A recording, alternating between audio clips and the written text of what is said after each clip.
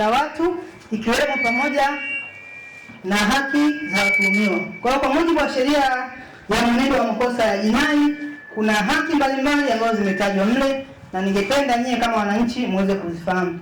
Kwanza kuna haki ya kwanza, haki ya kujitetea. Hiyo ni haki ya msingi kabisa ambayo imetajwa kwenye katiba lakini pia kwenye sheria ya mwenendo wa makosa ya jinai. Mtu yeyote anapotuhumiwa ana haki ya kujitetea kabla ya kutiwa hatiani. Kwa hiyo unapokamatwa na wakamataji ni jeshi la polisi. Sio mtu yote tu anaenda ajikamatia tu kwamba wewe, hapana. Mkamataji kwa mujibu wa sheria ni jeshi la polisi, maafisa polisi ndio mamlaka ya kukamata. Kwa sababu wao ndio wamesomea, wanajua taratibu ambazo kule zipo kwenye sheria zao.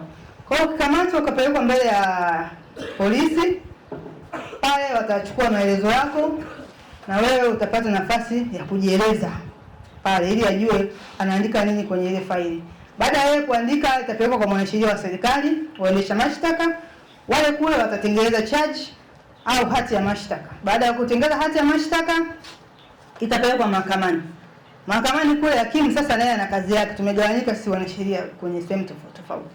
Kule mbele ya hakimu sasa ndio utasomea shtaka lako kwamba bwana fulani umefanya 1 2 3 huko umefanya, ni kweli au sio kweli? Sio kweli mheshimiwa. Kwa hapo umepata haki ya kufanyaje?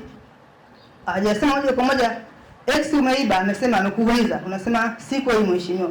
Pale umefungua sasa nafasi. Na yeye atarekodi pale sio kweli, hatua zitafuata. Kwa hiyo pale baada ya hapo hatua zitafuata katikati hapo, ikifika muda wa kusikilizwa lazima usikilizwe. Ili na wewe ueleze nini kilitokea mpaka umetuhumiwa. Ushahidi wangu mimi ni huu, utajieleza pale na jamhuri nayo itakuja na nyaraka zake itaeleza, mahakama itapima ukweli ni upi. Ukikuta ana hatia basi utahukumiwa kwa mujibu wa sheria. Kama una hatia utaachiwa. Kwa haki ya kwanza ya msingi ni haki ya kusikilizwa mbele ya sheria. Lazima usikilizwe. Ikitokea bahati mbaya hujasikilizwa au wewe ulisikizwa ukulizika kwamba mbona mimi kuna vitu niliongea lakini sijavisikia hapa kwenye hii hukumu, kuna haki nyingine inafuata. Kuna haki ya pili, haki ya kukata rufaa. Hiyo ni haki ya mtuhumiwa yeyote anapokuwa amehukumiwa mahakamani akakata rufaa, sikulizika na uamuzi huu kwa sababu zifuatazo. Hiyo pia ni haki, iko kwenye sheria. Sio mtu anaona ameja mahakama labda mwanzo imehukumu kitu fulani akulizika aenda kulala nyumbani. Una haki ya kukata rufaa ndani ya siku ambazo sheria imeelekeza. Ukienda nje ya siku, imesema siku 45 wewe umekata rufaa, wewe umeenda siku ya 51 ndio umekuja kukata rufaa, lazima tena uiombe mahakama kwamba hizi siku zimepita, labda siku 6 ulikuwa wapi? Unamwambia pale kwenye dokumenti yako, labda mheshimiwa jaji au hakimu, labda nilikuwa ninaumwa sikuweza kuwa ndani ya muda. Ukisema unaumwa utatoa na vielezo vya ugonjwa. Si mnajua nyinyi ni wataalamu. Hiyo ni haki ya pili. Haki ya tatu ambayo kwenye sheria ni haki ya kuwa na uhuru au haki ya faragha. Faragha ni mambo ya siri. Mtuhumiwa anapokamatwa anaweza kapelekwa polisi, baadaye anapelekwa mahabusu wakati kesi inaendelea. Huyo mtu ana haki ya faragha. Faragha maana yake nini? Ana haki ya kumuona mtaalamu wa sheria, mwanasheria wake au hata familia yake inapoenda kumuona. Ana haki ya kuzungumza nao, sio sehemu ya wazi kama hii kila mtu asikie. Pembeni nazungumza, labda una changamoto fulani au unataka msaada fulani. Hiyo pia ni haki yako. Kule magereza wanakuwa chini ya kule magerezani wanafahamu kwamba kuna haki ya faragha mtu anapewa aweze kuelezea ndugu zake, maana hapa yuko kizuizini. Hana uhuru kama mimi natoka hapa naenda hapa na hapa. Kwa hiyo pia ni haki ambayo ipo kwa mujibu wa sheria zetu.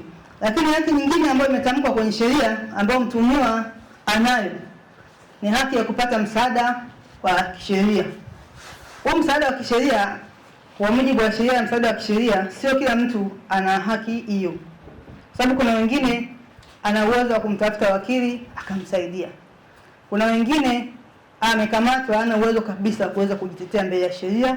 Yule pale anaweza akapewa msaada wa kisheria. Kwa hiyo kwenye sheria ya msaada wa kisheria kuna taratibu ambazo zimewekwa kwamba mtu huyu labda ni mzee sana, ni mgonjwa, hana uwezo kujisimamia, anapata haki hiyo kwa mujibu wa sheria ya msaada wa kisheria. Lakini pia kuna makosa mengine ambayo sheria inasema huyu akifanya kosa lazima apate msaada wa kisheria, apate mawakili waweze kusimama naye kumtetea. Makosa ni makosa makubwa, mfano kosa la mauaji. Mtu akifanya kosa la mauaji lazima apate mwanasheria aweze kumsaidia. Kwa sababu mwisho wa siku huyu mtu kosa lake, adhabu yake ni kubwa. Unajua ukifanya mauaji ya kusudia, kifungo cha maisha au hukumiwa kunyongwa hadi kufa. Kwa hiyo maana huyu jaji akitamka tu kwamba huyu amekutwa na hatia mauaji, anatakiwa anyongwe hadi kufa. Kwa hiyo lazima awe na wakili mwenye uwezo wa kumtetea mpaka mwisho, maana ile adhabu ndio kubwa na ndio adhabu ya mwisho kabisa kwenye sheria za Tanzania. Kwa hiyo naye anakuwa na haki hiyo ya kuweza kupata msaada wa kisheria. Tumeelewana Tumeelewana wadogo zangu? Kwa majina naitwa Mary Edward Mihayo, ni mwanachuo wa Chuo cha Afya Shirikishi Tanga. Kwa namna ya pekee sana, kwa niaba ya wanachuo wenzangu, ningependa kuishukuru Tume ya Urekebishaji wa Sheria Tanzania kwa kuja kututembelea na kutupa mafunzo dhidi ya jinsi ya kutunza na kufuata sheria. Zaidi sana mimi kama mwanafunzi ambaye niko katika kada afya nimejifunza namna ya kutetea sheria za mtoto ambaye amepitia changamoto fulani za kisheria na namna ya kumtetea katika ngazi za juu na kuhakikisha watoto hao wanapata haki. Lakini pia ningependa kushauri wananchi wa Tanzania tuweze kujitahidi kusikiliza na kufuata vyombo kama hivi vya sheria, kwani vinatusaidia katika kuishi na kuhakikisha nchi yetu basi ipo katika usalama. Kwa jina naitwa Dionisia Daniel Nasoro, mwanafunzi wa uuguzi na ukunga katika Chuo cha Afya Tanga na Sayansi Shirikishi. Nipo hapa kwa ajili ya kutoa mafupi ambayo nimeyapata kutoka katika Tume ya Kurekebisha Sheria Tanzania, ambao leo wamekuja kutembelea kwa ajili ya kutupa mafunzo na kutufanya tuweze kuelewa sheria ya Tanzania inaendaje, ili iweze kutusaidia tukitoka hapa tukaenda mtaani tujue tunajilinda vipi na tunalinda vipi wanaotuzunguka. Wamekuja kutufundisha mada ambazo mimi nimezielewa, ambazo nilizozungumzia ni mada mbili. Mada ya kwanza ilikuwa ni haki ya mtuhumiwa, mada nyingine ilikuwa ni ulinzi wa mtoto, ambao kwenye haki ya mtuhumiwa tumepata kwamba kuna mtuhumiwa kama mtuhumiwa ana haki ya kukata rufaa, ana haki ya usiri, ana haki ya kujieleza kabla ya kupelekwa mahakamani au kabla ya kuhukumiwa. Na kitu kingine ambacho nimejifunza siku ya leo kuhusu ulinzi wa mtoto ni kuna hiyo sheria ambayo imefanywa marekebisho 2024 ambayo yenyewe imefanywa marekebisho kwa sababu imefanywa marekebisho ambayo tumepata marekebisho hayo ni kumlinda mtoto dhidi ya picha au video za kingono, ambazo mimi pia nimepata kuelewa kwa sababu kuelewa kwamba mtoto, ukimshirikisha mtoto katika video zozote ama picha yoyote inayohusiana na mambo ya kingono ni kosa kisheria na unaweza ukaripotiwa na ukafungwa, ambapo nimejua hadi adhabu yake kwamba inabidi utafungwa miaka 7 kwa sababu umemrekodi au umemshinikiza au umemuonesha zile video za kingono au matumizi mabaya ya kimtandao na teknolojia, utafungwa miaka 7.